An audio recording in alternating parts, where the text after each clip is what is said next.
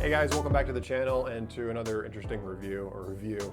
I know a lot of you guys, you take a look at Rolexes throughout the years and they all pretty much look the same, and that's intentional, of course. Rolex has done a great job of preserving their look, the look of the oyster, and making them all look like they're part of the same family, which is cool. And it's good for people like us that own them because that means that their value sticks true, and they tend to hold their value very, very well and actually appreciate in value over time, usually more times than not.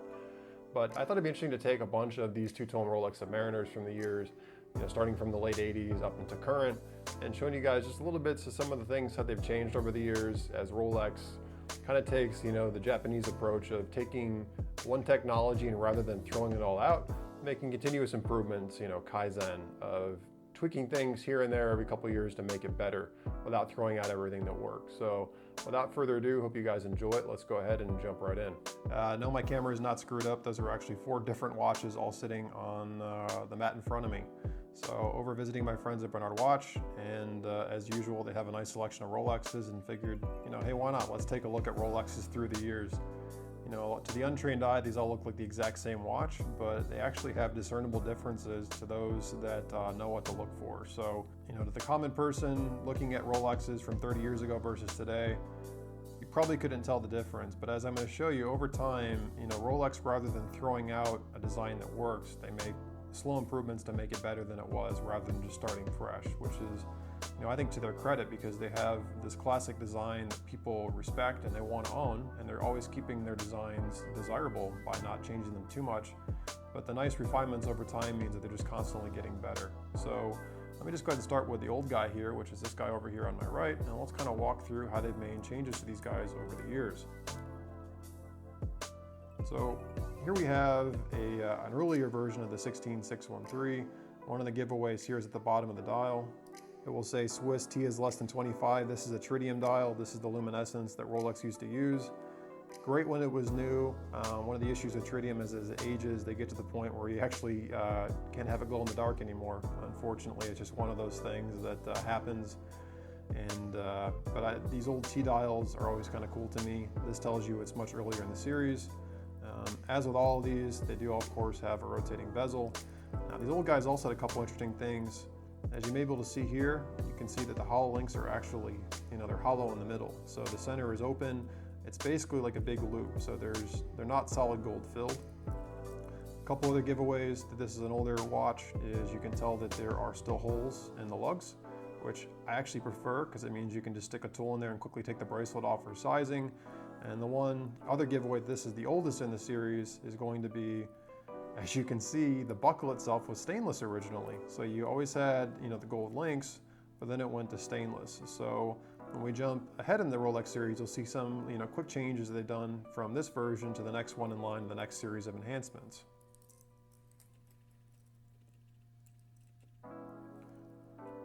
So moving along, we have an early 2000s piece here. You can see now that it says Swiss made. So at this point, we've changed the luminous on the dial. A couple other enhancements that this watch has. You will see that it does still have the holes in the lugs, and it does still have the hollow links, but you will now see they bothered to put gold on the buckle. So now you have a continuous flow of gold. This is 18 karat gold from the bracelet to the buckle. But as with the earlier watch that I didn't show you, you still have this cheap fold over clasp. This one is actually practically mint. There's even the original hologram sticker from Rolex is still on this thing, which is incredible. But yeah, so minor changes with this guy. The biggest difference, tell away, is it says Swiss made on the dial, the luminescence has changed, and you have this carryover of gold onto the buckle now.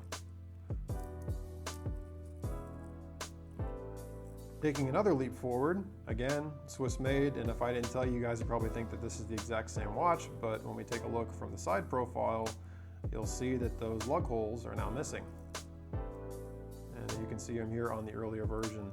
It's the slightest little refinements that Rolex makes, and if you don't know what you're looking for, you would never know. But as you can see, now the lug holes are missing, and as you can see here, the center of the links is still hollow, and you still have this old school, and in my mind, cheap fold over, simple stamped Rolex clasp. So there's kind of your really early versions of the 16613s, kind of going through the years from the late 80s through the late 2000s. And now let's jump to the current world, and this is where you see the biggest difference. So on my left is the last of the 16613s, and now you have the current world, which is night and day difference. Now again, a lot of people looking at these side by side would not be able to tell them apart. However, there are some noticeable differences. You have, this old aluminum bezel insert. They've gone to ceramic now. You have what they call maxi dial. You'll see how much bigger the lume dots are on the dial versus how they used to be. And you'll also notice, if you're holding this in person, how much heavier the new watch is. And the reason that is as you can see now, they're actually solid gold links. And so again, in the old world, those were hollow. You hopefully can see that there's actually a hole in the middle of that link. But they've actually gone to hollow or to solid links, which to me they should have been all along. And so the watch has a much more noticeable heft to it. The dial, the blue in my mind, is a slightly different color blue.